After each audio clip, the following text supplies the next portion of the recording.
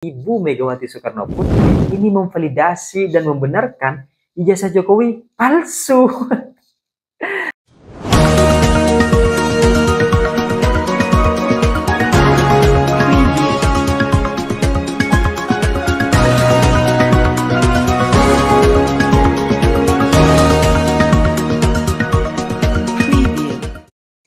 Hai korban ghosting, menutupi kejujuran kepada kekasih kita dan kita melakukan kebohongan-kebohongan, ini pasti tidak mendamaikan diri kita. Misalnya, kita bilang bahwa kita sedang beristirahat di kamar, tapi di satu sisi kita sebenarnya sedang jalan-jalan sama pacar baru.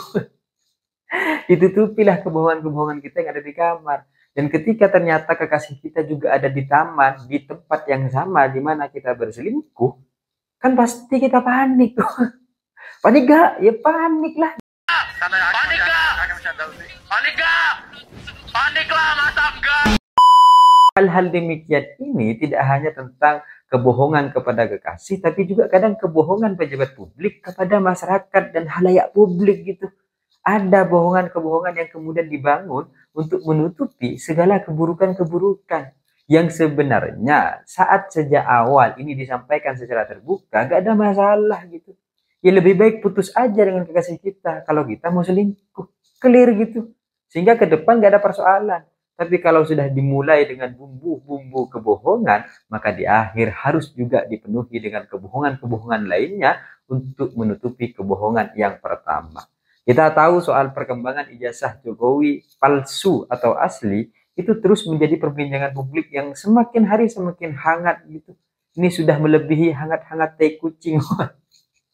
Kan biasanya hangat-hangat teh ayam ya. Saya pakai istilah hangat-hangat teh kucing. Dan kita lihat bagaimana kemudian perkembangan soal ijazah Jokowi ini sudah sampai pada satu tahap, yaitu pemanggilan saksi-saksi oleh Polda Metro Jaya. Saksi-saksi yang dipanggil salah satunya adalah tentang Michelle Sinaga yang kemudian dia adalah salah satu host di acara podcast. Jadi dia ini hanyalah seorang podcaster yang membawa acara di Senata TV. Jadi dia gak tahu sebenarnya persoalan tentang ijazah Jokowi asli atau palsu gitu.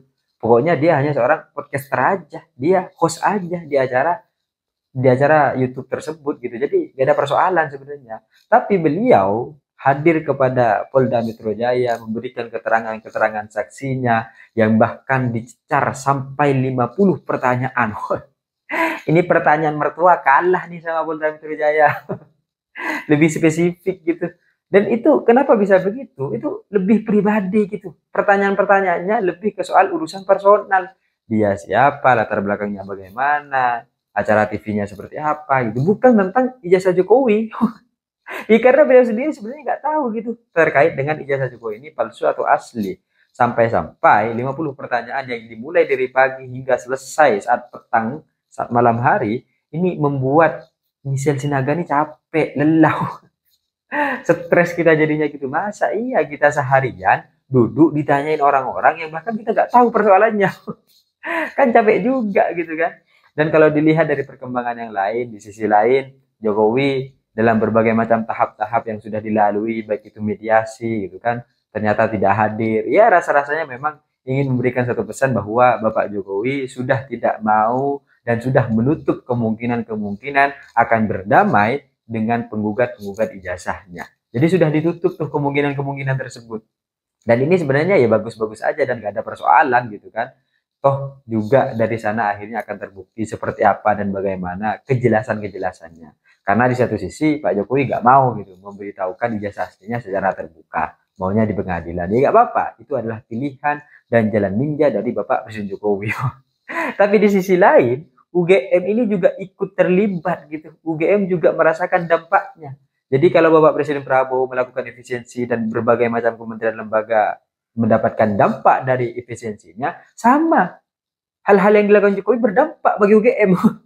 Sampai-sampai ada salah satu yang kemudian menggugat UGM. Menggugat apa? Menggugat kerugian sebesar 69 triliun. 69 triliun gitu, bukan 69 ribu. Karena ini sudah membuat gaduh, membuat polemik yang kemudian merugikan berbagai macam hal, baik dari sisi sektor ekonomi yang akhirnya berdampak gitu, katanya penggugatnya. Jadi ini berdampak gitu, kegaduhan nasional ini, kegaduhan stabilitas politik ini berdampak terhadap sektor-sektor ekonomi yang lain. Dan ini harus digugat gitu kepada UGM juga, karena UGM lah yang kemudian bertanggung jawab atas berbagai macam kasus-kasus ini, peristiwa-peristiwa ini. Jadi kalau selama ini halayak publik tidak puas dengan berbagai macam keterangan-keterangan terkait ijazah Jokowi ini asli atau palsu atau seperti apa, UGM lah yang harusnya hadir memberikan kejelasan itu semua. Tapi ternyata nggak ada.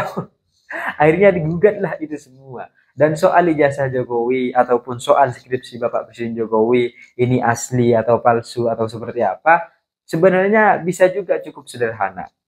Kalau kita dalam satu angkatan misalnya, bisa saja bertanya kepada teman-teman, apakah benar saya pernah kuliah di fakultas A di Universitas B? Apakah benar?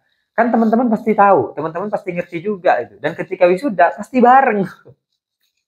Dan di satu sisi, skripsi kita ini asli atau palsu yang kemudian dipertanyakan oleh Roy Suryo DKK, bahkan sudah diforensik keaslian dan kepalsuannya gitu kan. Kan sederhana. Pada saat skripsi kita punya pembimbing. Ya ditanyakan saja, selesai gitu. Dan kita tahu salah satu yang kemudian disampaikan oleh Bapak Presiden Jokowi dalam kesempatan pidatonya dahulu ketika menjadi presiden pernah menyampaikan bahwa Pak Kasmujo ya selaku pembimbing saya dulu suka marah-marah gitu kan, nggak tahu sekarang marah-marah atau tidak. Tapi ternyata Pak Kasmujo sendiri, orang yang diklaim oleh Bapak Presiden Jokowi sebagai pembimbing skripsinya, menyatakan bahwa saya bukan pembimbingnya. Ini gimana ini? Pernyataan macam apa gitu kan? Jadi kalau kita lihat ternyata kunjungan Bapak Presiden Jokowi ke rumah Pak Kasmujo itu bukan tentang ingin memberikan bantuan hukum, tapi tentang melanjutkan negosiasi kebohongan publik. Karena kalau dilihat gitu, ketika Pak Kasmujo menyampaikan bahwa dia bukan pembimbing Jokowi, skripsi Jokowi, ini kan menjadi aneh. Karena di satu sisi Pak Jokowi dulu sudah bilang kalau beliau adalah pembimbingnya. Kan repot gitu kan. Tapi di satu sisi divalidasi bahwa beliau bukan pembimbing. Harusnya kan divalidasi. Oh iya, saya adalah pembimbingnya. Maka clear urusan skripsi itu. Selesai, jelas gitu kan. Tapi ternyata akhirnya divalidasi bahwa beliau bukan pembimbing. Entah ini sudah tidak mau ikut dan terlibat dalam kebohongan yang sudah direncanakan atau bagaimana gitu. Sehingga Bapak Presiden Jokowi hadir ke sana ingin memberikan bantuan hukum, tapi ternyata UGM sudah lebih dulu memberikan bantuan hukum kepada Pak Kasmujo. Sehingga dari peristiwa-peristiwa ini rasa-rasanya UGM ini ya perlulah segera melakukan pertaubatan nasuha.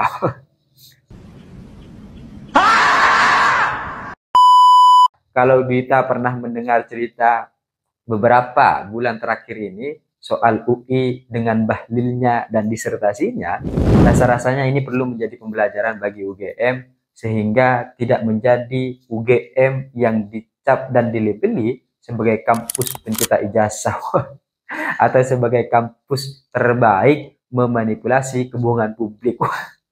Kan nggak enak gitu kan. Sedangkan kita tahu bahwa UI UGM adalah salah satu universitas-universitas ternama yang kemudian ada di Indonesia. Kalau pada akhirnya hanya karena 1-2 orang kemudian nama besar ini tercoreng, buat apa gitu? Ini kan merugikan banyak pihak, merugikan alumni-alumni yang lain, merugikan mahasiswa-mahasiswa yang ratusan ribu jumlahnya di dalam universitas tersebut. Kasihan yang awalnya mereka bangga dengan kampus terbaik, malah akhirnya harus malu dengan kesan kampus manipulatif.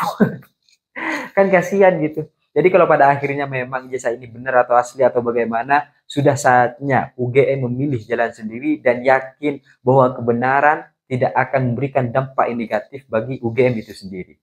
Jadi harus lebih terbuka lagi sebenarnya UGM dengan kasus-kasus ini, dan harus terbuka lagi sehingga pertobatan ini bisa dimaafkan oleh halayak publik. Bahkan dengan mengungkap kebenaran itu, UGM akan diberikan apresiasi oleh masyarakat seluruh Indonesia.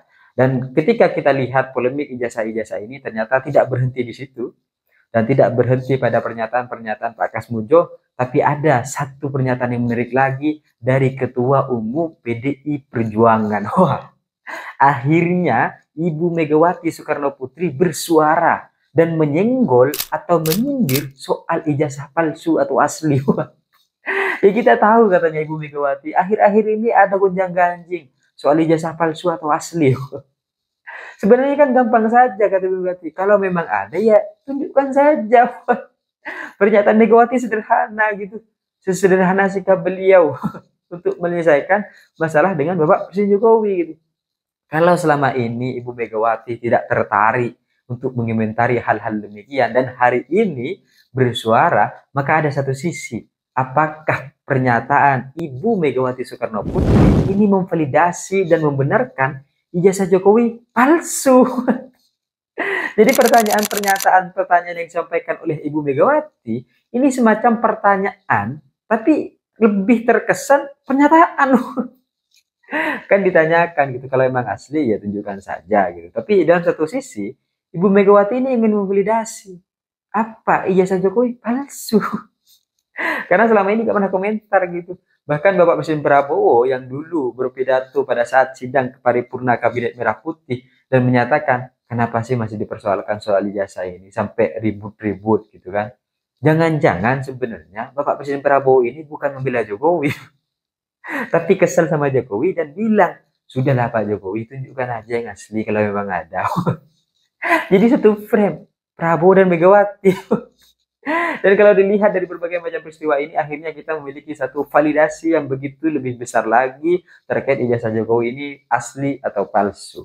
Apakah Jokowi pernah kuliah? Mungkin iya. Tapi apakah kemudian ia punya ijazah? Belum tentu. Dan ketika akhirnya hari ini ramai Pak Kasmujo, Ibu Megawati, ini semacam validasi bahwa sebenarnya ijazah itu tidak pernah ada. Tapi itu adalah kemungkinan-kemungkinan yang dibangun dari berbagai macam peristiwa-peristiwa dan kejadian-kejadian yang ada. Seperti apa keaslian dan kebenarannya kita akan melihat di pengadilan. Tapi Pak Jokowi perlu sadar bahwa ternyata pengadilan serta orang-orang yang saat ini ada di kepolisian bukan orang-orang beliau dalam satu posisi beliau tidak punya kekuasaan. Sehingga peraturan-peraturan yang kemudian itu tidak ada secara formal, ya itu belum tentu bisa dilakukan dan bisa diterapkan. Kalau selama ini Bapak Presiden Jokowi selalu menggunakan itu semua untuk kepentingan-kepentingannya, maka hari ini kita akan melihat seperti apa Bapak Presiden Prabowo mengomandai semua hal itu untuk menegakkan yang namanya kebenaran. Saya pikir itu cita-cita saya. Ini seperti Gibran, tapi saya sadar diri dan sadar posisi. See you, korban ghosting.